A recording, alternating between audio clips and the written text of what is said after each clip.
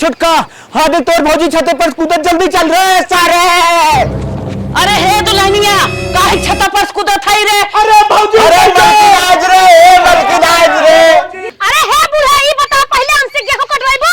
नहीं रनिया गेहूं न कटवाई उतर गया ना कटवाई भाई जे मलकिन। ये बतावा बुढ़ा गेहूं काट के दाई के गेहूं बेच के हमका झुमका बनवाइबो कि ना बनवाइबो? ए बानी झुमका ना बने गेहूं जिन काटू चली आवा। चलिए मलकिन झुमका बाद में बनवाई दे। हे बुढ़ा अगर झुमका ना बनवाइबो बिटिया को फेंक देत है।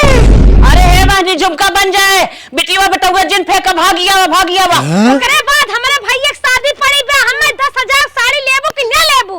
चली आवा रनिया कुल खरीद दे। बोल कर दे भाई रे मलकिन रड़ुआ हो जावे मलकिन चली आ रे पूरा गांव रड़ुआ का है। ठीक बा बुढ़ा तब आवत है। तो रुको अब आ गया बुढ़ा लाइन पे अब हमसे काम धंधा ना करवा। सही कही मलकिन। नो नो नो मार मार। अरे हमें पजलाते जिन मारे अरे मारे सुन पहले ए सुन पहले बोल हमी का थई एकर किराए दम से छोड़ती और के पहुंचा दे करे नहीं रे कहती कब भी हमने फंसाई से कर सही तुरंत तोहरा गेहूं ना तुरंत ले चला काट दे तोहरा गेहूं ना कहत कर दे नहीं है दिन पछावा आयो रे मां